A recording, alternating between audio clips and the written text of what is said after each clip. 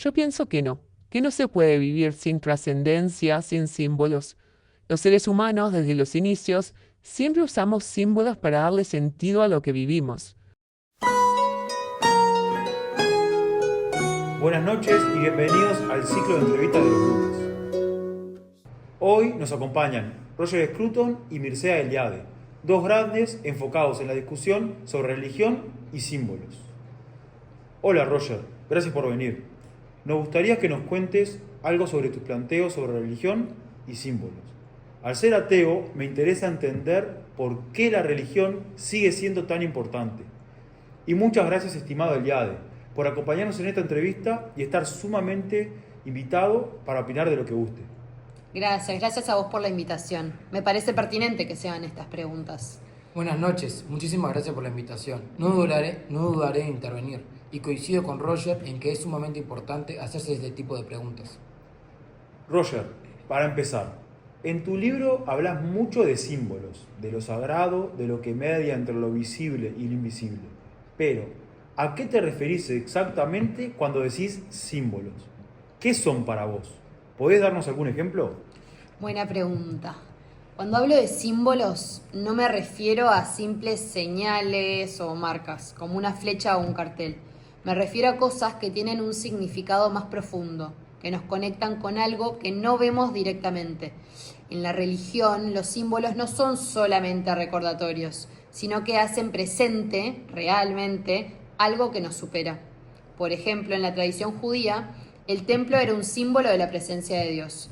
No porque Dios viviera ahí como en una casa, sino porque en ese lugar, por su forma, por sus objetos y sus rituales, permitía que la comunidad sintiera que Dios estaba entre ellos, aunque escondido.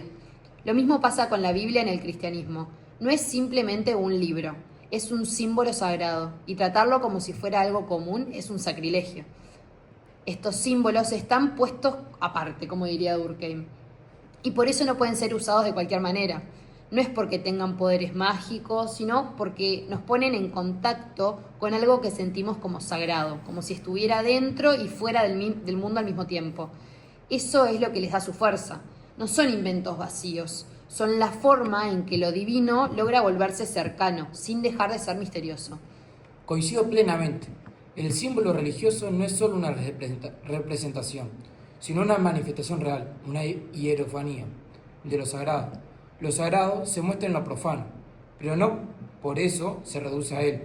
Por ejemplo, una piedra puede convertirse en piedra sagrada si ella se manifiesta algo distinto, algo más. Scruton, ¿qué opinión tiene sobre lo que el señor Eliade propone que la religión se define por la presencia y la experiencia de lo sagrado, de las hierofanías que conectan directamente a la tierra con el plano divino? Pero, ¿necesitamos esa conexión con lo sagrado? ¿Realmente necesitamos símbolos? ¿No se puede vivir sin todo ese lenguaje religioso, sin rituales, sin creer en algo es sagrado? Son preguntas importantes. Yo pienso que no se puede vivir sin trascendencia, sin símbolos.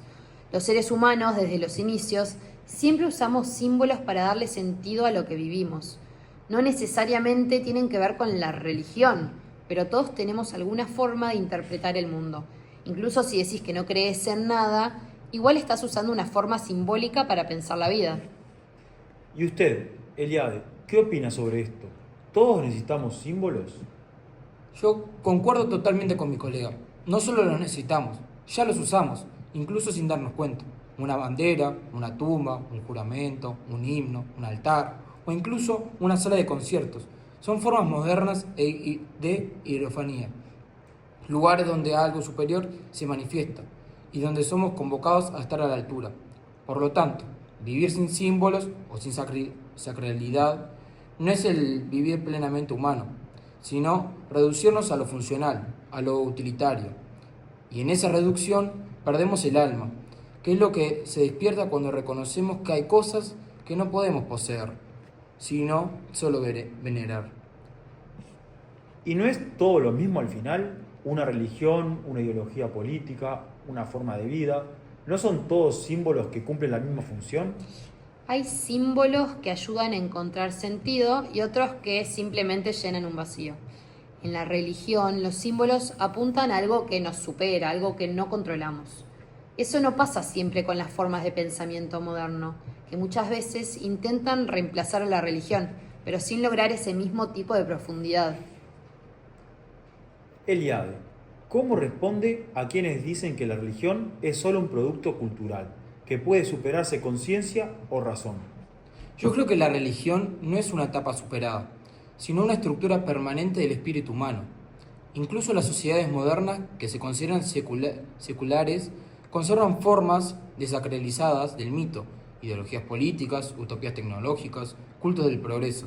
La religión no es solo una creencia, sino un modo de habitar el mundo, de darle sentido, de darle orden. Coincido en gran parte, incluso quienes creen haber dejado atrás la religión viven con símbolos, pero yo pondría más énfasis en la experiencia interior, en la vivencia de lo sagrado en la oración, el arte o el amor, más que en estructuras universales.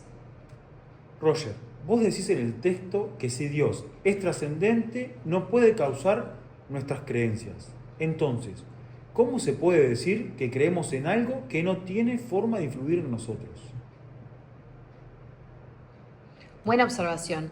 Lo que digo es que aunque Dios no actúe como una causa física, como cuando tiras una piedra y cae, eso no quiere decir que no pueda estar presente en la vida de las personas.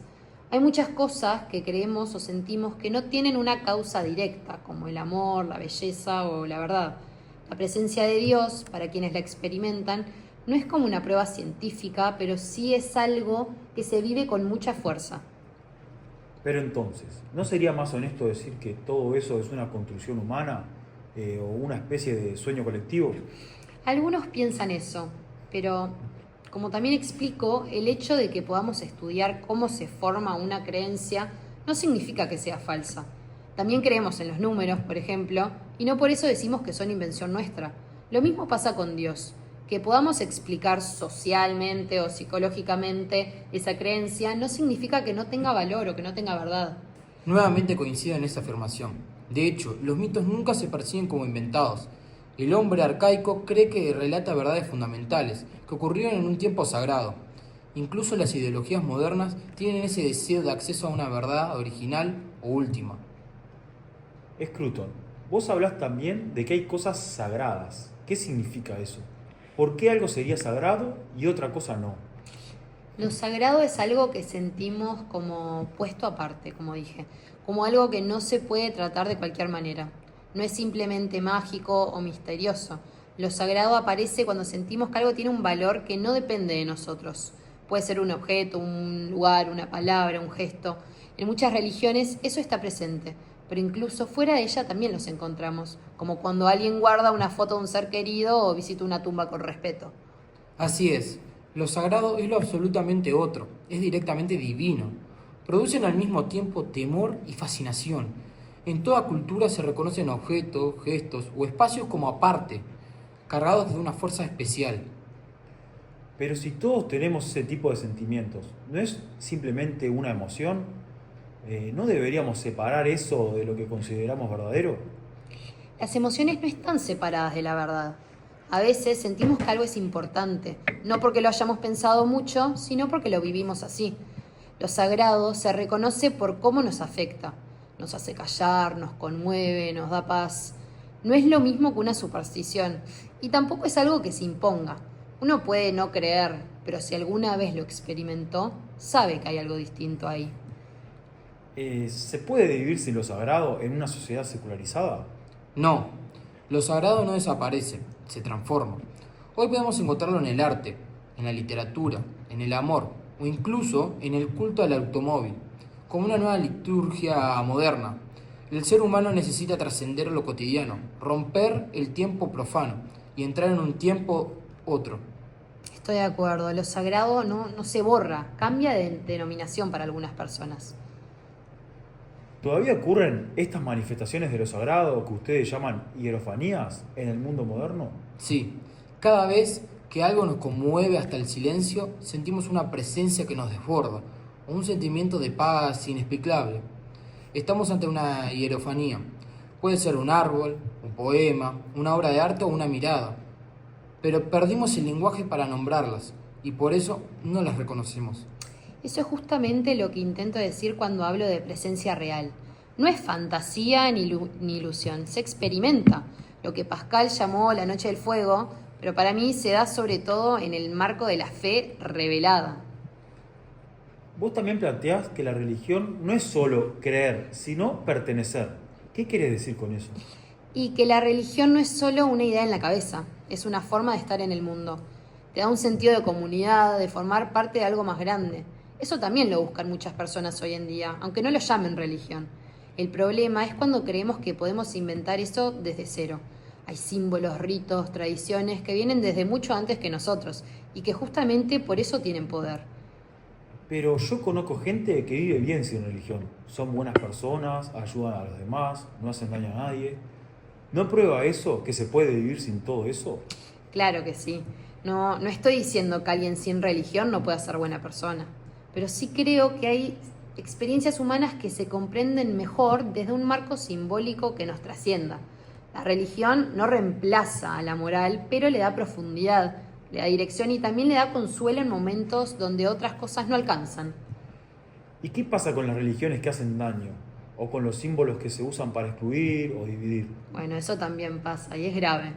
Por eso es importante distinguir entre lo que eleva y lo que oprime. No todos los símbolos son buenos, pero que haya abusos no significa que toda la experiencia religiosa sea falsa. Sería decir que porque hay malos profesores, la educación no sirve. Comparto ese mismo criterio. El abuso de símbolos no anula su sentido profundo. Lo mismo podría decirse del uso político de los mitos. Lo esencial es distinguir lo sagrado verdadero de sus deformaciones ideológicas. Y Scruton, ¿vos dirías entonces que creer en Dios es algo racional? No es que sea racional en el sentido demostrativo del término, es preteórico. Es una metaverdad que fundamenta el resto de las verdades. Conectar con el nus de la analogía intelectual, el veo para comprender de San Agustín o el creo para comprender de San Anselmo, es una creencia que habilita la razón, no es en sí misma la razón. Muy bien. Bueno, muchas gracias por acompañarnos. Creo que sirvió para dejarnos más claros sus planteos y para dejarnos pensando. Con eso me basta. Pensar ya es una forma de diálogo con lo que nos rodea y con lo que nos trasciende. No sé cómo es el público oyente, pero creo que este es un tema relevante para toda la sociedad, no solo para los religiosos. Muchísimas gracias por la invitación y que pasen una buena noche.